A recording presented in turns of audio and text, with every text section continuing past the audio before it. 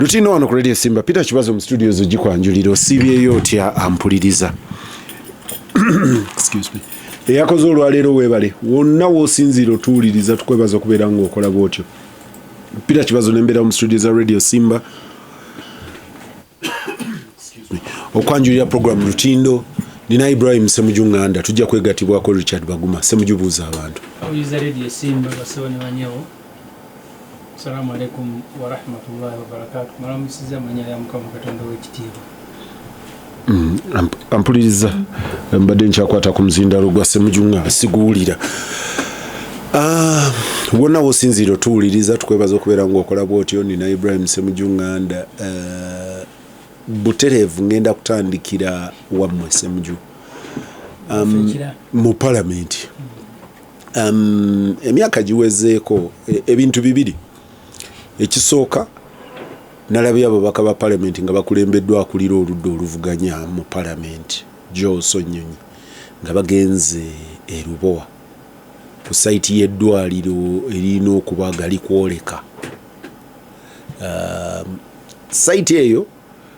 ebaddemu enkaayana nebiki abaroko baagivaamu.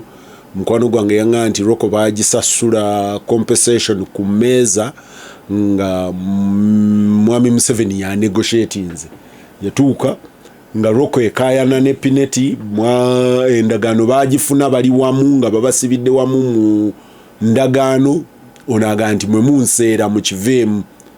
President n'abayita ku mmeeza n'abagamba naye mumanyi ti kati ono ye mutaaveemu naye musasule bwoti.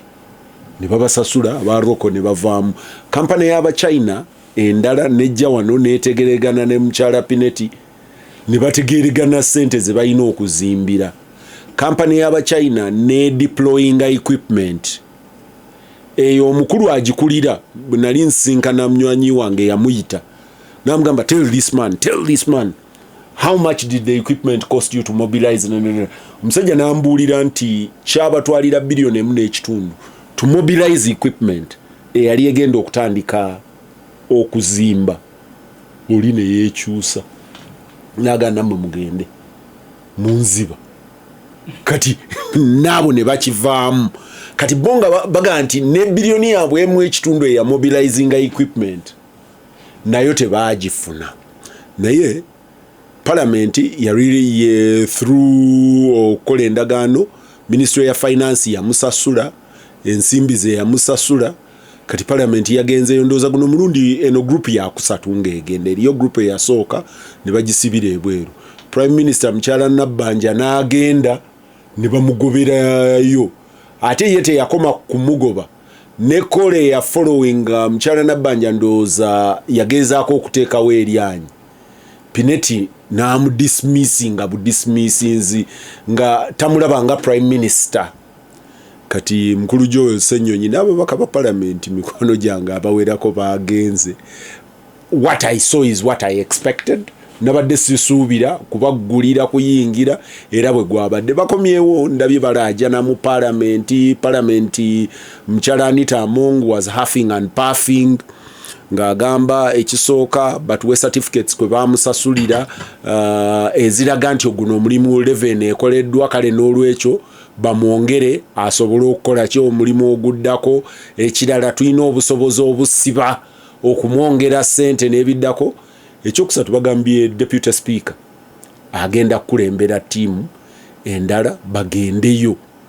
balabe omulimu bwe gugenda mu maaso. Abaana b'e Kampala bakubyeyo ebifaananyi bya drone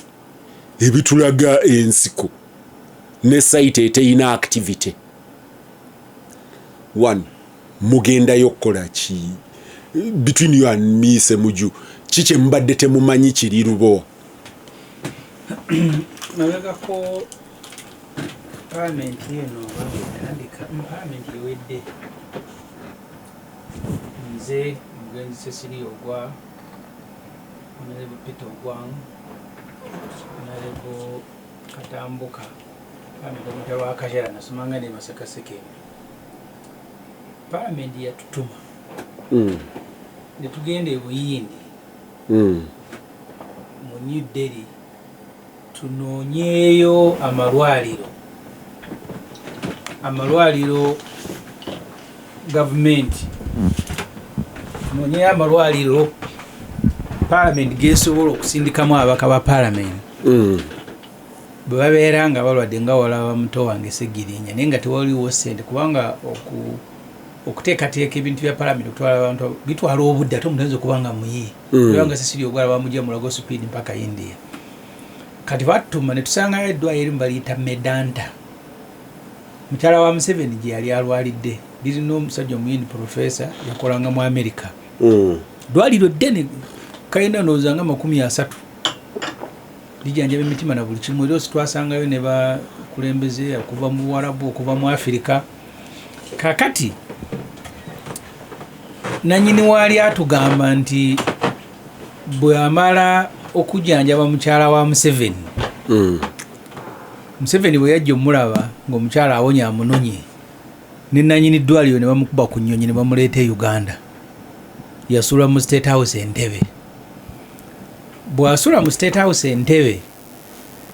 ne bamugamba bamuwadde ettaka awo ewali Lubowa azimbewo eddwaliro nga lyalina e New Delhi e India erijjanjaba abantu emitima endwadde za speed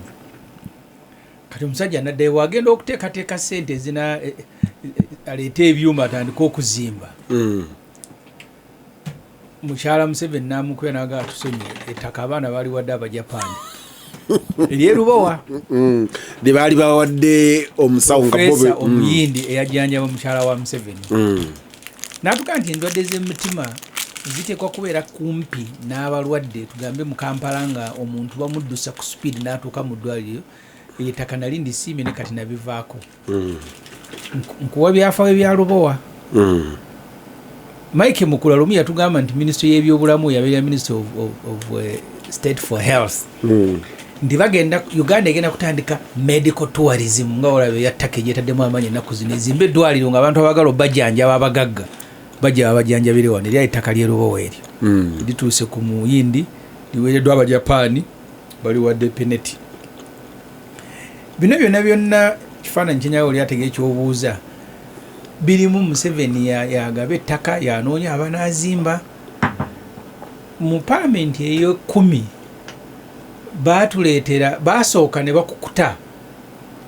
ne bawandiikira minisita w'ebyensimbi n'awandiikira Solicitor General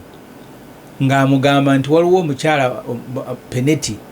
agenda kuzimba eddwaliro naye ayagala gy'anaagenda okwewola ssente tumuwandiikira ebbaluwa nti ssente ezo zagenda okwewola tujja zisasula promissory note bamba nyinyonde bulungi mu Luganda kakati ezo ssente kubanga mu constitution ya Uganda buli ssente ezeewolebwa palamenti mu lujjulungu lwayo olweri eteekwa okuzikkiriza nti kati mwewole lyetteeka kati minisitule y'ebyensimbi ewandiikira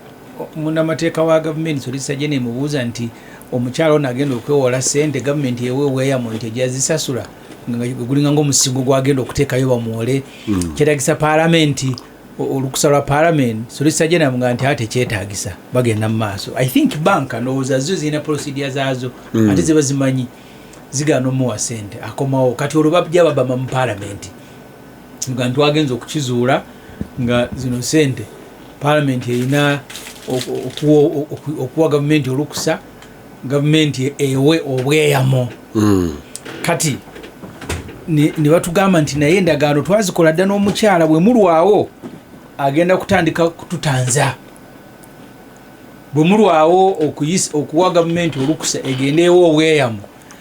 nti ejja kusasula promissory notes zino tugenda awo nga tuyomba nga bamala benalemba tusinga obungi nga baziisa kati olwaleero wenjogerera naawe Peter tajja neyafulumiza report ebirimu gavumenti mu ndagaano yalina minisitule y'ebyobulamu ekuwa General Thacheng nga yeeteekwa okusupervisinga yeeteekwa okulabirira okuzimba eddwaliro eryo eddwaliro nga liteekwa okuggwa mu myaka 2 emyezi 48 bwe liggwa nga obweyamo buli bwe twawa emyezi 24 emyaka ebiri tutandike obweyamo bwe twawa okuwangayo sente okumala emyaka 8 eddwaliro lifuuke lyaffe ng'omugatte ze miliyoni za $309 $90 million bazigwera mu trillion nga nearly billion nga 12,000 kati obweyamo ne babuyisa kuzimba eddwaliro ne batugaa kutandise bino binyonyodde bwe baali baleeta endagaano mu paalamenti mu kakiiko akatunulira ebyokwewola mwalimu nti eddwaliro lino omukyala abantu nga bagamba nti Nalibonambozi yagamba nti nkebedde ku website ng'omukyala ono atunda ntebe furniture talina bumanyirivu bw'amalwaliro ne bagamba nti mulimu roko eyo njagala nayo nno gitegeere roko kampuni eyo nanyini waayo yafa mukyala we n'omwana be baliwo naye nabo Museveni yajjako mu paalamenti mabegakaawo n'agamba nti kampani eyo n'emirimu gigiremye okukola tugiweeyo biliyoni bazaali 10 sijjukira bulungi netuyomba roko ne maana we netwala naye eringanga pineti netwala sente zaffe ekyo kizimbe kati paalamenti wafuuka abaka tuli 503 mwe tuli tetujamu bazimba utunaatule wapya paalamenti eyakadaaga yali efunye ekitongole kirala kyekiba kizimba Museveni n'abayita n'akuba mu kyoto abaganda nga bwe bagamba n'agayagala roko kale ekizimbe kyebazimba ekyo kya biliyoni 17 nesimanyi baziwera biliyoni 17 naye nga Museveni yagamba roko yeteekwa okukizimba nkujjukiza nti yajja n'atugamba nti tuwe roko sente era abenaale nga bulijjo ne bakuba akalulu ne batusinga ne bagiwa sente ekyo nakibuuza omu ku mikwano gyange abakulira kampani ya NEC nangamba nti at a strategic level as government eriyo ebizimbe ebibeera ne strategic security interest nga government mulina okutekinga position ne bwebeera expensive ne mugamba nti Ssemujju Limited yazimba kino for our strategic security interests mpame mulimu security ki mwenga n'ababaka abatuulayo national assets ebya security ku mulyango byazimbibwa Bachina abazimba State House ente Museveni n'agano gisulamu nti Bachina ebagizimbye atya okumukolako omuketta naye ate parliament bebazimbye era exactly yeyo example gye yampa anti kati ebyuma bya security byonna kamera zirabaawo nanga nti ne office ya president eri emanju wa parliament tabeeramu nti ekyagaana president okugikozesa nti nga at a strategic level yali teyina kuzimbibwa company nga government tegiclearinze negivetinga to the level egamba nti our security interests are at safe level. Seven baile wayagala nnyo ebyobulogo ideka naawe brigade ya Katerega bwe yafa brigade ya Katerega bamuzika mu lujjalwe nga abaana bajja kubba ettaka lye Seven yaliyo mu kumuziika naga nti eruweero eyo twalinayo abantu bafa bakola ku byobulogo era lumu balengera omuliro nga gwaka ne bagamba tuocheza biki Museveni aganye ebyobulogo ne mu campaign yabasinkanange n'ambola awo kati ebimugo byolowooza mu bya security ngeno okusanga bya bulogo kubulya mazima ebyobulogo kisusiza kambye gwenda obuuza abaziika brigade ya Sebagala kano boogereyo omu ku baaliyo mubuuze oba Museveni yayogera atya ku byobulogo abikiririzaamu nnyo nze mu constituency mwende n'ambola awo yakunganyako abalogo n'abasinkana naga Museveni asinkanya abalogo agenda mu campaign so ebyo abikiririzaamu oyinza n'okusanga nga ebyomuganda okusobola mu civil security naye nga bya bulogo but anyway the point is Lubowa batuleetedde endagaano erimu oyo omukyalo omuyitale mukyalo baga nti alina nnyo enkolagana ne bapaapa awo omulimu gw'omukulu kayungirizi wa Museveni abakulembeze bamusibira mu bangamba actually eriyo omukulu Haji mukwano gwange yanga nti omukyalo oyo yali fundamental nnyo mu nkolagana ya Mwami Museveni ne Kano Mama Gaddafi ne Italao bwatyo the triangle era bagamba Museveni we yasinkana abakabe NRM n'abagamba nti Gaddafi is the one who introduced Madame Pinette to me byasinkana mu kyama nga baga nti nyinza okumistreatinga omuntu wa Gaddafi mumanyi Gaddafi bye yakola naye kyembadde ndiko nti Museveni endagaano gye baasindika mu parliament yaliko roko nkubuulidde roko lwaki ye yaliko ne roko sinti Pineti yagenda n'anoonya kampani nga ye aze okuzimba eddwaliro nti yagyenoonyeza nga kubuulidde roko kampani Museveni aginamu interest bwe yali asinkana ka parliament kubagamba tuwe roko sente ez'obwereere yabaga nti roko yabayamba nga bali mu nsiko simanyi obiwulira kati n'akwataganya abantu be nti gwe roko munywanyi wange gendo yambe munywanyi wange ono Gaddafi gwe yampa muzimbe eddwaliro kati ekyavaamu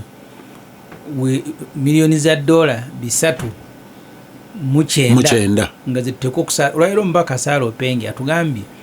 baali bazimba eddwaliro ly'abakyala ery'ebitanda 420 ery'emulago lyamalawo miliyoni za $35 naye ng'abuuza nti liri ne libeera nga liri highly specialized ebitanda 200 libeera litanga lyo lya miliyoni za $309 ng'ebitanda kuliko hoteri. It does not matter ye kati watu wakikubyeko kuliko hoteri kuliko eddwaliro kuliko okutraining abasawo kuliko medical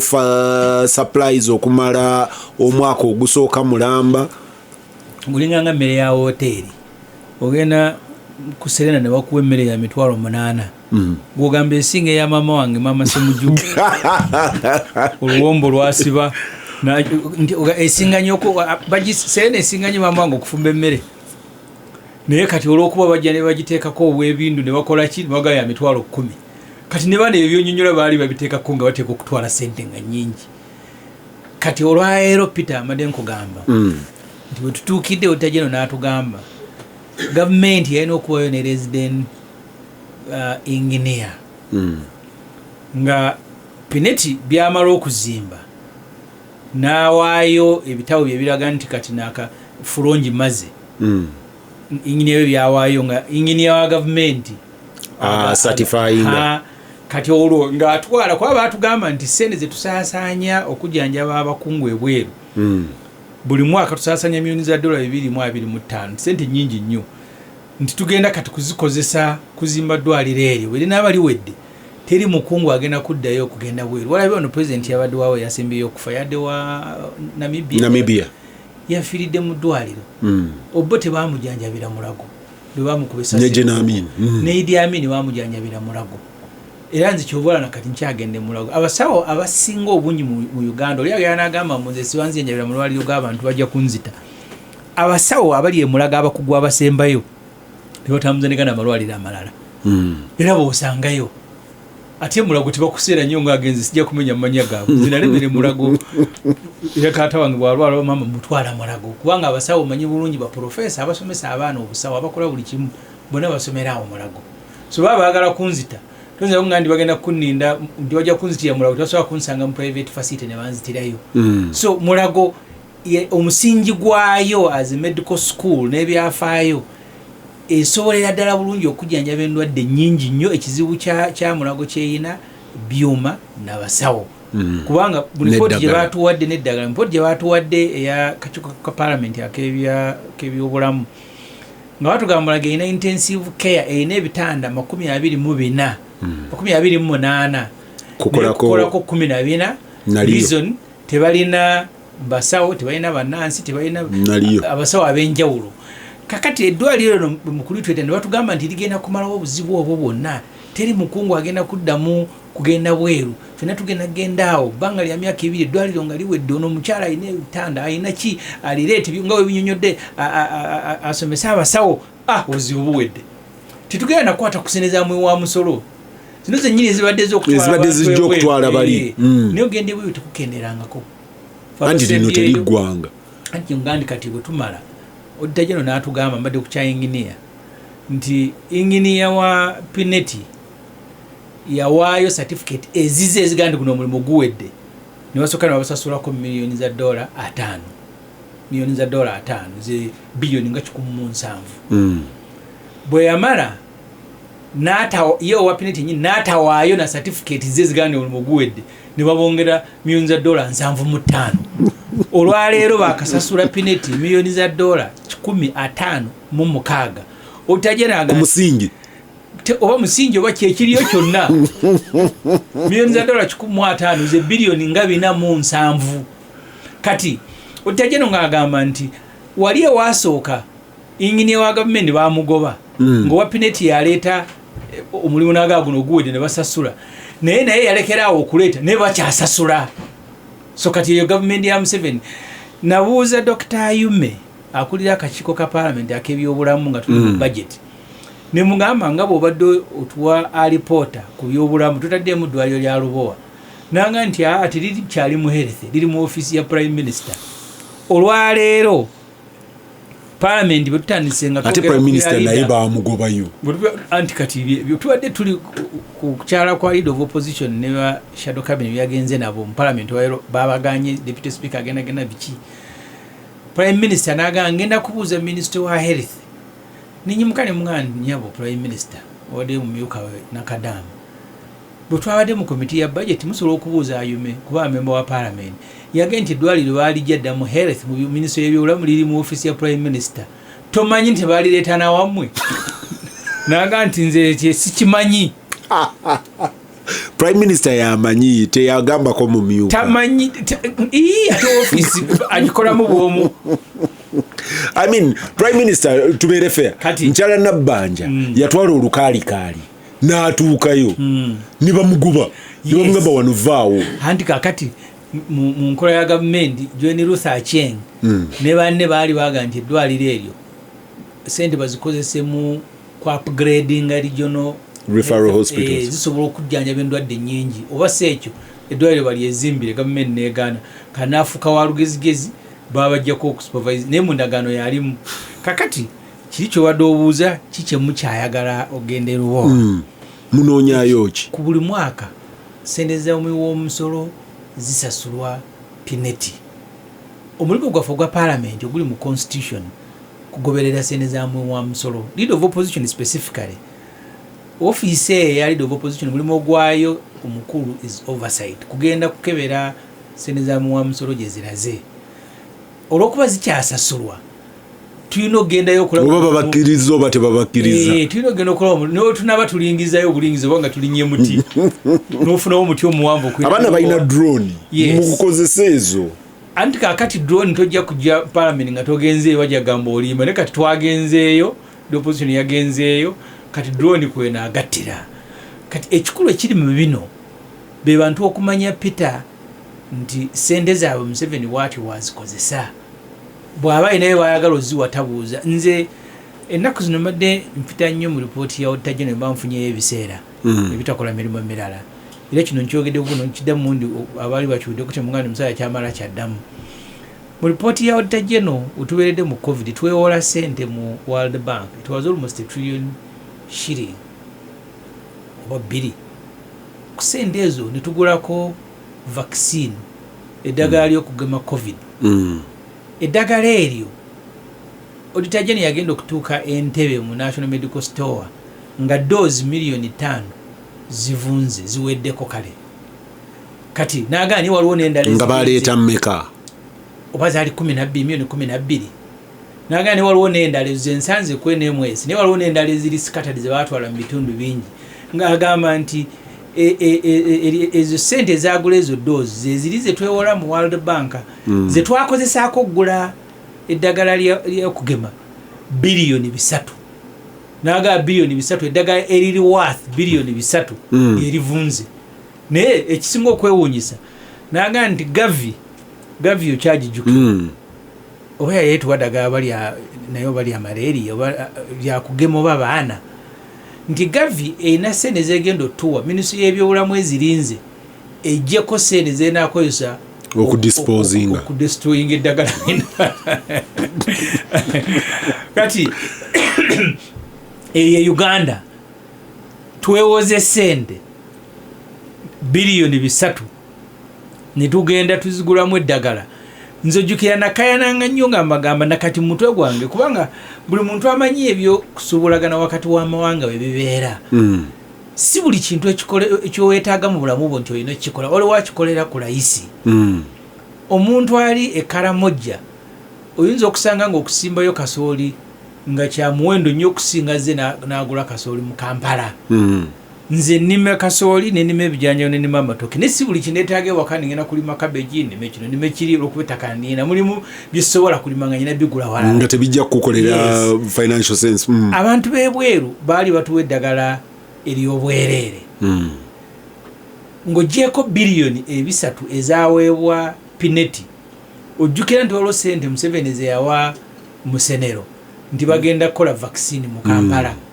Ojagenda okusanga nga mu COVID mwokka Museveni yakozesa COVID ne batubbako biliyoni nga 6. Njakuddeyo kati kuzigatta zino ate otajeno yatuyambye nti eddagala eriweza biliyoni 3 lyavunze. Kati tulinda ssente ze baleeta ez'okugema abaana.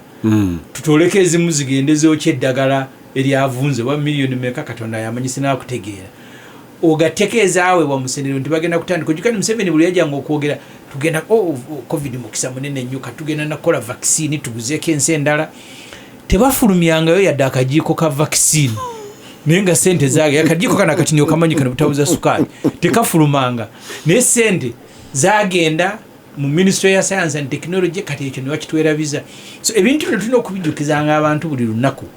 Omuntu amanye nti ssente ze zaawamu omusolo kuba abantu nze mu constituency nabagambanga nti kyebatamanyi nti buli muntu awa omusolo ne wabeera mwana muto ng'oggyeko guno omusolo egimanyikiddwa income tax apeyi ani buli kintu kyogula gavumenti okusalako omusolo njako VAT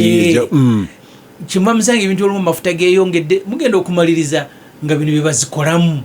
kati kino tutwalayo tugende mu ddwaliro tuddemu tujjukiza abantu buvunaanyizibwa bwaffe nti bannange mujjukira nti ssente zammwe zaagenda erowa nti ne babasuubiza bazimbira eddwaliro gali kwoleka buli omu gy'anajjanjabirwa nti twasanze n'omusingi tebaguziikanga. Wakira munisipaali Ibrahim Ssemujju Nganda. Ssemujju, Pineti muwuliriza ne ababaka ba paalamenti bye basuubira ne bye batasuubira naye ate eri akwebaza for clarity in delivery. Kasirivu wengenda eriyo ne Yunusu Kasirivu alina byanzijukiza wiki eno wiki ewedde eriyo mikwano gyange actually baali balowooza nze nasaasaanyiza document fortunately nga document eri buli wamu ebbaluwa ya mwami Museveni gye yawandiikira General Kahindo Otafiire mu 2022 for some reason yaliikinga last week kati nze we nali oli n'agimpeereza bwe yagimpeereza ne mbuuza mikwano gyange abamu ku group emu kwe tuli nga nsuubira bawaayiriza that was the truth bwe nagisomamu nengandi ebyobufuzi nabyo biyitawo bino Museveni tayinza kubanga yabikoze kati nenjiweereza group emu nembagamba I am sure this is not true. Someone tell me this is a joke. Kati eyandibadde ngamba this is a joke ku group yemu kyeyakola yaweereza bbaluwa ey'okubiri General Otafiire gye yali yaweereza then ng'ayita meeting nti meeting eno eyitiddwa to discussing ebbaluwa ya president. Kati yasooka ndooza eyali ku group oba oliawo gwe yagiweereza yamugamba gundi yagiweereza kati yankubira essimu nangamba this is computer misuse nansomera ebintu bingi nemugamba first tell me is the letter true nange simanyi naye anda nansomera amateeka agalaga naye ndooza bwagenda okuwungeera nga bagirabye okuva mu sources nyingi nanvaako but that comes on a train. Mulago Hospital yayina Kitante Courts. Kitante Courts oluvannyuma CMI ne iso bazitwala ne bazifuula twayitangawo ku CMI wano kati we bawa mwami Sudiru. Trade off gye bawa mwami Sudiru ettaka eryo lyonna nga bw'oliraba ku Yusufu Lule bamugamba agenda bazimbira akazimbe Embuya Ministry of Defense Headquarters ne bazimbawo akazimbe is this worth it? Naye nga concept y'abakoloni baga nti your topmost consultants abakola emulago beetaaga comfort, beetaaga reasonable housing, beetaaga nga ali kumpi ne mulago naye nga ali comfortable wajja okulowooleza, but also they are national assets. Jimmy Akena doctors are national assets, they should be more protected than your politicians. Kati ngaawo baali we bali basobola okubakuumirawo wonna wamu amagye gatwala kati abo batwalawo. Butabika National Referral Hospital eya obulwadde bw'omutwe bwe baali balwana okugitwala, omusawo omu yatugamba nti abazimba Butabika bagizimba ne bagiwa ettaka eddala lingi, one for future development, but ekyokubiri nti omulwadde w'omutwe alina waatuuka ng'anaatera okuwona ne bamuta n'omuta, naye obunene bw'ekifo ekyo nga bubawo opportunity okuinteractinga with nature, ne bakuulinga ne bakola batya ne bakkakkana ne bawona mpola mpola. Kati nanga nti kati bwe baatwala Butabika abo abatuuse nga banaatera okuba releasinga batambula ne bafuluma mpaka Luzira. Kati ate ffe ababalaba kasita omulaba mu uniform omulala uyo kati nga you retard the healing process. Ne twagabawo ne bagabirawo abazimbawo estates, abazimbye amayumba ag'obwannannyini, ekyo ne kigenda. Tubikoze n'awalala wangi. Kingdom Kampala go wali otugamba yali eyina genda wa Al Wahid ne komawo ng'esibidde wa Sudir. What is this tang afuna Luzira? Olwaleero mpuliriza, and I was very disappointed mpuliriza mukwano gwange mwesigwa wa DP ng'agezaako okujustifyinga ku press conference ya DP. Nagamba wait a minute, why would DP even be justifying kino kubanga mawa ali ministry ya constitutional affairs? But nti nawulidde n'abalala baga nti Luzira bw'avaawo n'omutwala ebuyikwe aho basobola okuzimbawo amahoteri. Originally mu baluwa mwalimu hoteri, naye leero ngenza okuinteractinga n'abantu nga bagamba hotel, bagamba estate, bagamba kuzimbawo mayumba ga kutunda. It is no longer just a hotel. One, eri asobola okistopinga. Two, eriyo inquest gye musobola okukola nga parliament ebuuza ebibuuzo oba this is a gona. Obuzibu abantu abakola ne Mwami Museveni omupango gw'okutwala ebintu bya Uganda bakikola mu ngeri ya kulowooza ne Museveni tajja kuva ku buyinza. Nze ndi omu ku abo abamativu nti ebintu bino byonna bigenda kukomawo bye batuttemu eyo embeera. Omuwendo guyinza okubeera omunene olw'omukisinziira naye n'abakulembera Uganda essaawa n'ebintu bino birina okukomawo. Ojjukira okutwala amasomero Sudiiri wano ku Kampala Parents waaliwo ekisaawe kya ssomero bayita Kololo SS. Ettaka n'alitwala n'agenda kuzimbawo ekisaawe, amasomero gonna agali awo gakozese. Essaawa zino yazimbawo kayina n'atera okutuuka waggulu. Kalina eyinza okuba nga teri mu liri alisibako olukomera. Namba ttaka sigambye byagenda kuzimbawo. Yagenda kuzimbawo sports facilities nga ne Kololo naye y'omu ku bannannyini. Kati yazimbawo ebintu bibye byabo kalina nabyo yambuka ku Ssemujju etandise n'okuyita abanaapangisa. Mabegakaawo nali nafulumyako report ku sente ze tuwa Sudiiri buli mwezi ez'ebizimbe bye tumupangisako. Ekimu ku bisinga okunnuma nze gwolaba natuuzaako press conference nga opposition enonze okubeera minister wa land newe nakyeyalinga komiti ya Kosasi ne mbagamba ni Sudiiri yabbye ettaka lya Shimoni. Sudiiri neyeewakana, New Vision neefulumyako story nga Sudiiri agamba Ssemujju is a liar. Nkyalina ne kopi yaayo kubanga ettaka eryo engeri gye baalibbamu erya Shimoni. Professor Ssemakula Kiwanuka yali biseera ebyo nga kyagida afeya wa Uganda Dubai. bwawulira nti ali walidi aganye okuzimba hoteri nadduka ogenda e Saudi bali asala amagezi mu ettaka lye yaliko minisita wano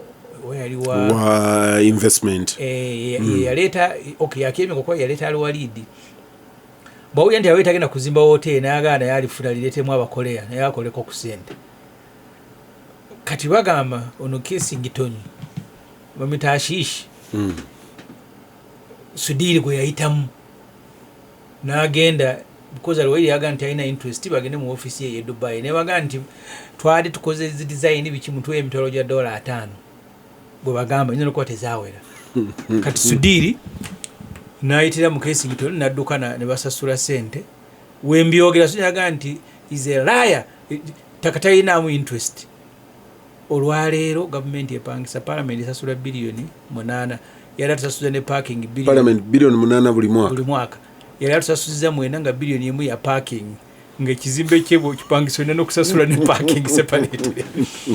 ndoza mu nsonye nyingi kati billion 1 najjako kati billion 8 kuliko opportunities commission kuliko East African Ministry ya Kadaga ya mchala Kadaga kuliko presidential advisors kuliko n'abantu abala bangi botunulira akazimbe Sudiri kakunganyamu billion nga 13 nze nkakasa nompa billion za myaka 2 nkakuzimbira naye buli mwaka akolekitinga wakati billion ojukia Geraldine Sali ebimbi yakola izo kubanga gwamusinga naye ba mafia bali nabo mu ministry bali baagala ministry ya trade naye gende epangisa okwo Geraldine Sali sigama nti buli kimu kyakola kituufu yakolayo n'ebirala ebiri questionable nanga nti sente ze twali pangisize wa Sudiri kanzidabirizeemu farmers house tubeere wano omusango bamuvunaana nti yakyusa kye baali basazeewo ogenda nabo bapangise wa Sudiri ngola waliwo ekkobaane abantu ogenda okupangisa gavumenti okupangisa ebizimbe bya Sudiri n'akuŋŋaanya billions and billions of money naye ng'ettaka lyabikuŋŋaanyaamu ttaka lyali lyamu wa musolo so kati kyobuuza ekyeruzira Museveni mu bugenderevu abakulembeze bakikola kyobalaba e South Africa Zuma bamuvunaana gimu ku misango yaddira omuyindi Gupta nga gwebalya naye eddiiru za gavumenti buli ekigenda okubaawo Gupta nga yalinganga omuyitira sente bazuma zibayitiramu okweyagala ziyitira muyindi yaleta kino nze ebintu ebimu ku bye neebuuza mu bulamu bwange Peter nali neebuuza nnyo Karim yamanya ddi nti batunda kyamutawa yabeeranga Uganda Commercial Bank n'agigula ku speed yagigula no miliyoni zali biliyoni 4 ogwo n'oguzimba yagula buli almost buli ekyali mu Greenland ng'ogyeko ntandika okubuuza ebyo woogenzaawo yamanyanga atya nti kati kino kiri ddyo bagenda kati kutunda Greenland Tower agenze entebe atutte the hoteri n'ebirala yatutte Grand Imperial yatutte Equatorio Sudiri yatutte Speak tekisoboka kubanga bano abayindi bo be bamanya buli ewali omukisa gw'okutwala ne bajja ne batwalawo. It's not possible. Era betegeke nga wala banka ya Sudiri we bagiggalawo basudiri ebyembi ebiriwo nti bokati sente bazikojukira nti omusango Sudiri gwate kujasoko okuze ogumanyikidwa no mu Uganda bamukwata akukusa sente nga zitwala buyindi maybe bo bakunyula muzaawe nga baga ndi Museveni wana agenda bana agenda okunzijako ebizimbe ngenzange esinga obungi zikoze eki zigenze otherwise teri muntu asobola kuyingira mu government n'okola bintu ebyo kati olwaleero oli atambula atya noga nti Abachina babadde batambula ne balaba ekkomera Ruzira ne bagamba nti bali agadde mbali agadde ngo omuntu oli musense ezizo okulembere gwanga nti abantu badde batambula egwanga teriri kopolane bwofuluma parliament ku president yagamba banyumyamu naye ne bamugamba nti awo bamusangawa president banyumyamu naye abeera ku street Ssemujju twali naawe wali ku media center president yagamba nti abaana bawa scholarship nti bamuyimiriza ku luguudo bakola ki nemugamba nti abeggulu bali kusanga ddi bakuyimirize kati ekyo nyini nekino bwe kiri bano balabika Museveni ayina Abachina be n'abayini be bakolagana nabo okulya ebintu bya Uganda kubanga nti twanyumizaamu nangamba nti nettaka Muchina gota artist nze bansibirako eruzira mu Maxon wanzi n'amazzi n'engalo nze nabire mu ganti wantu tuzimbe hotel omuchina gota sibira nko ruzira yarambula die takerio alirabe era alabe nga lisanira mu hotel naye abakulembeze mu Africa bakikola nafunayo group mwayisize sente nga banyage gwanga kati bano bafuuse nga je midumo Museveni mwayisize okutwala ebintu bya Uganda naye nze ng'omuntu mbabulya obandi bawendinga Katonda mpadde obulamu obandi basiriiwo abalibeerawo ekinnuma nti basudiri sente ojja kusanga nga baziddusa bazitwala ebweru gavumenti ogenda okukyuka nga munoonya sudiri temumulabako ojjukira bwe yalina omusango gwa URA nga URA gambanja biliyoni 37 tasasula misolo ebiseera byonna yali twakatandika observa aba New Vision bakola story Museveni n'akubira William Pike kati njogera ebyama nga mukambwe nnyo ebyasembayo nze nabimaliriza mu observer nga New Vision tekyasobola kubifulumya ng'olwo Museveni agambye Sudiri azimbe Commonwealth Resort tugenda kutuuza wano olukiiko lwa Commonwealth naye era nga Sudiri yalina okuzimba kakati Sudiri ng'addukidde London ng'aganye okukoma wano Sudiri yali aganye okudda wano nga URA eyagala mukwata olw'okukwata sasula misolo eyo story yaggweeraawo ojobuze kajina lumunti bya Sudiri byaggweerawo nga mubanja obalabanga ekitongole ky'omusolo kigenda kitokwata omuntu atasasula musolo president naga yali mukambwe nnyo ng'agamba you are scaring this man yet is constructing musirike mangu mubijjeewo Sudiri n'akomawo kwotwamuwa biliyoni 12 ne miliyoni 5 azimbe komiti ya parliament ya park egenda omubuuza mu biseera bya Kasiyano n'abaga bamuga ntulage share certificate senza vize twateeka muzaalagawa n'abagamba mumufiiriza n'omufiiriza ekikola loss nti private business yali yabaga okwetako obusente bwammwe kaakati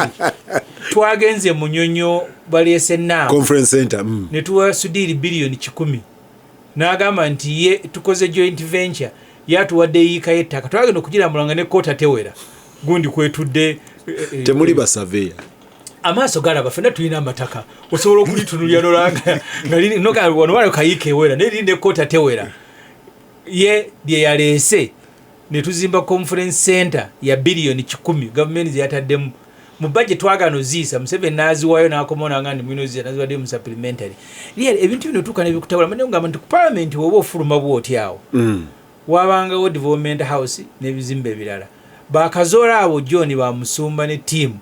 balwana nnyo nga Museveni aleese poliisi nti ebizimbe bya gavumenti babitonde ne bamusuuza ekyo ekizimbe kati saawa zino kubaddeko office parliament nayo ndowooza kati kwe bagiziza okwatulanga movement secretary okulinaana waliwo ekimu bakiwa ministry education ekimu parliament kwe yali kati wena parliament yabitwa yagana sente ze tusaasaanya mu kupangisa ebitongole bya gavumenti oddayo emabega n'omanya nti abasajja abaali bateekerateekera Uganda kuba Uganda si nfunda nze lwensooka okukyala e Buddo King's College Buddo bagizimba ba 1920 something or even 07 ebiseera ebyo nga nsiko teriyo bantu babeerayo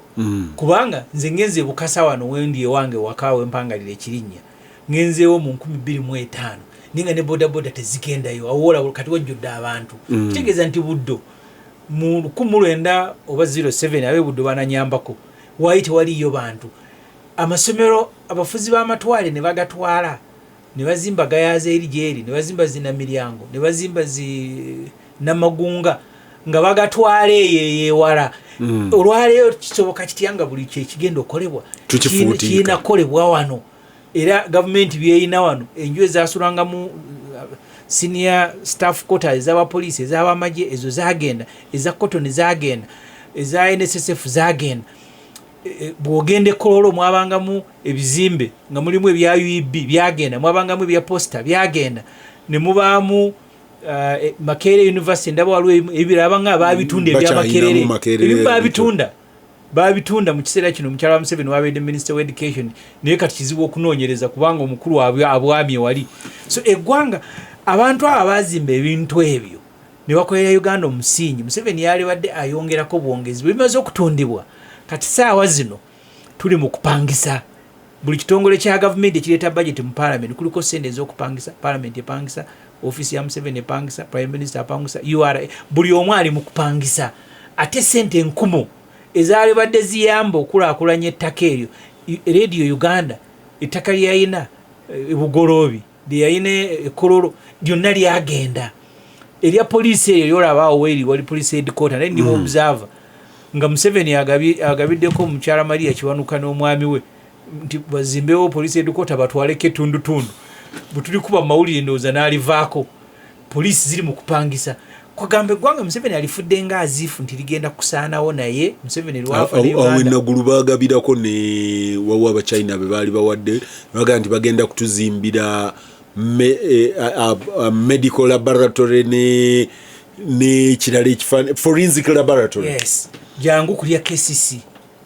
eri awo nakawa Naggulu. Wane Naggulu Museveni yagaba bagenda kuzimba satellite city. Be baaliwa abamu bamanyi ne basooka ne bafunayoko nga bagamba bakwataganye ne company evudde Bungereza emanyikiddwa mu kuzimba satellite cities in the world. Ne bazimba obuyumba obutinya ne bayikayaniramu nga bamu babbiyeko bannaabwe ababbi omanyi omubbi tayagala kumubba nga babbiyeko bannaabwe ettaka ne basooka ne bakayanaawo ne saawa yero bw'oyitawo kati kisiko baddamu ne baligaba baddamu ne baligaba awo omukyala Betty Kamya we yabeerera mu ministry ya KCC yali mu lands ya raising a red flag nga ligenda bano batutte bali batutte naye nga takyalina kyataasa n'agezaako kuba ekigere wansi ng'ali mu ministry ne bamugamba nti anti wano baakutulirawo Sudiru. I still remember Sudiru ng'agamba nti nze bwe bampa mufiirwaki nze ndi wano muna Uganda sente nzinvestinga wano bali abalala be bawa Bachina Bayindi bagenda naye nze at least ndi wano kuba baddamu ne baligaba buto era titles z'abalala. Kivuddemu olwaleero ndi mukola response nga shadow minister ku budget. Ebintu ebimu bye ntunuulidde Peter ebyenfuna bya Uganda bwe bakuteekerawo olupapula bagamba GDP ekula. Naye bw'otunuulira ebyenfuna bya Uganda emisingi kwe biyimiridde ne emisingi ebyenfuna mu nsi yonna kwe biyimiridde ebya Uganda biri mu ngalo z'abagwira. Olwaleero mu Uganda tulina banka 25 26 yagalawo. Kuliko banka zoganiza bana Uganda Centenary, Post Bank, Housing Finance, oba ne Pride Microfinance ziriko ezawano. Government yeewola sente buli mwaka mu interest mu kesasula trillion 7. Ne maana esasula ne sente endala. Kakati sente egenda kusasula trillion 7 mu interest bwe namala esasula trillion 9 zegenda okwewola mu banka ezimu mu lulimi lwabwe olw'ebyensimbi gye bayita debt rollover yeewole wano esasule wali. Banking sector ya Uganda eri mikono gy'abagwira. Government buli yeewolayo kati tebakyawula n'abantu bawuliji bawola government. Amagoba agalimu aguzoya trillion interest trillion 7 nga baziyola nga bazitwale bweru wa Uganda. Eyo banking sector. Bwomala n'ogenda mu telecom sector. Abagirimu bonna beebweru. Gavumenti yagamba nti kati ku luno UTL tegitunde igenda gisigaza ebeere yawan. Mugenderevu kyovola wa UTL bajjako ebyuma byayo ne babiwayo MTN. Ne baga nti kati mugende muvuganye nga ebyuma UTL byagiyamba nga byayina kubanga yali company enene emamidde Uganda. Best station eri wano Bugolobi. Bamalozi ojiwayo MTN baga nti kati muvuganye ne baga ate UTL egudde. Kakati ogijjeko ebyuma. Kakati banking sector eri foreign,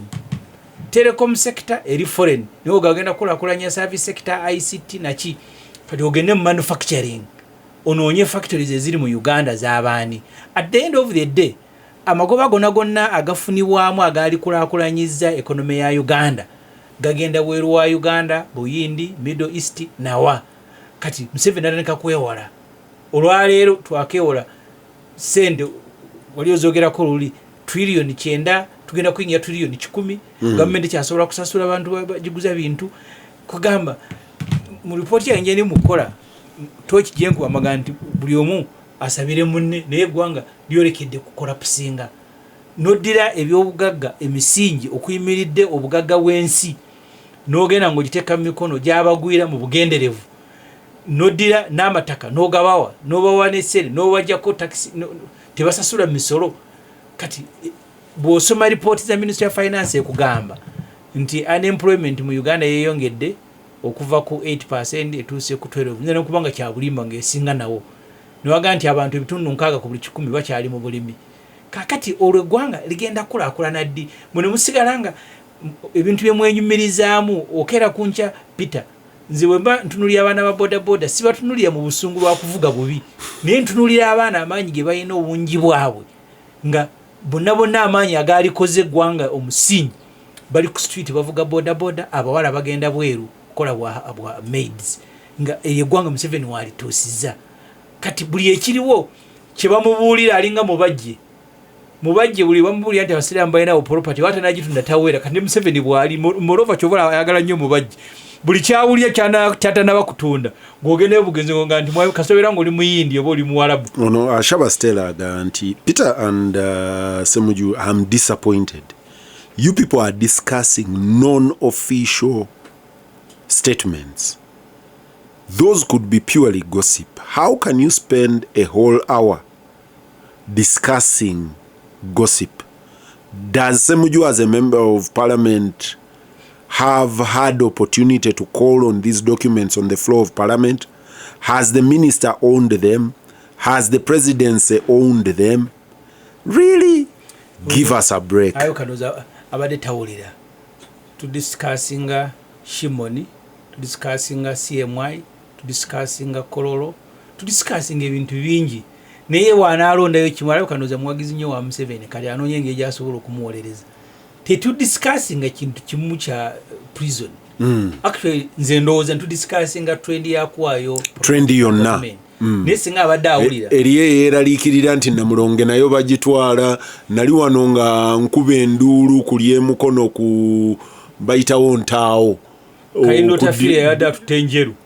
I'm not sure nti taagitwale ayagaye bamuwemu sente ba biliyoni meka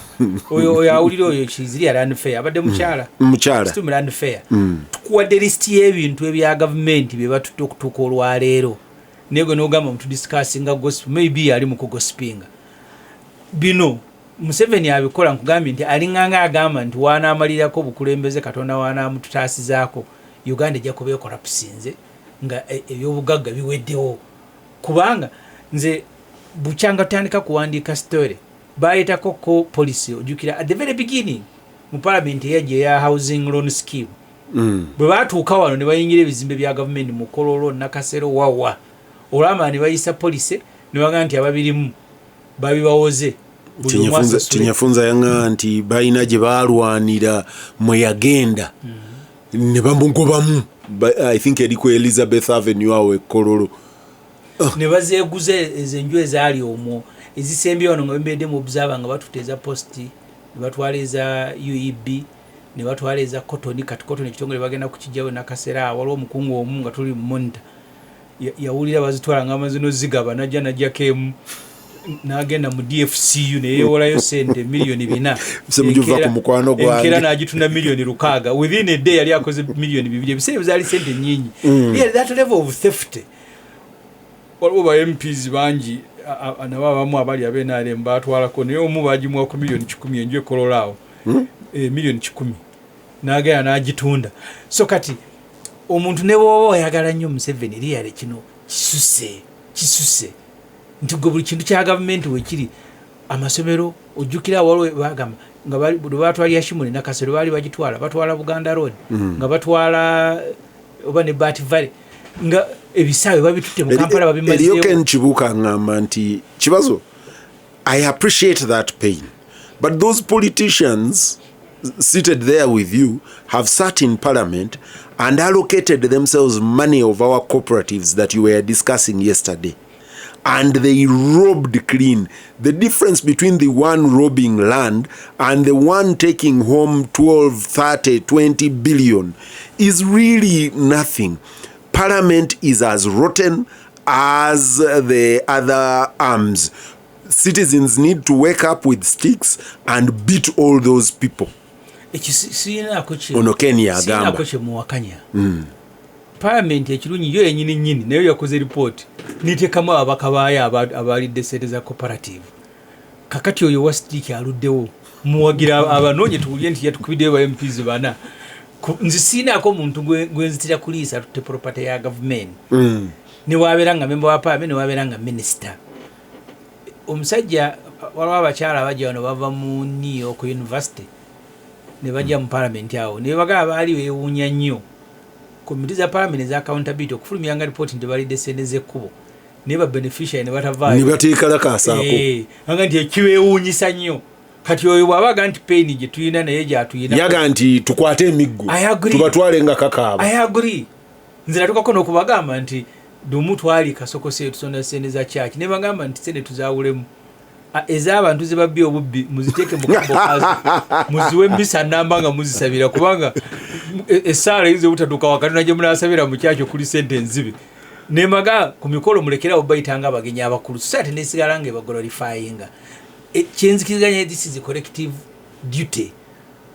Abantu buli gwe mumanyi nti ona abbye sente za gavumenti society ena sanction zaayo zitali za kutwala abantu na mu makooti nawa abantu abo nze nzizenga nga mubaboole nabo oli sente zigaana okumuwoomera naye bwazitwala bwe mugenda mu kyaki okusonda yasooka emaaso ye mugenyi omukulu n'abawaako ne mumusabira ne mukuba n'enduulu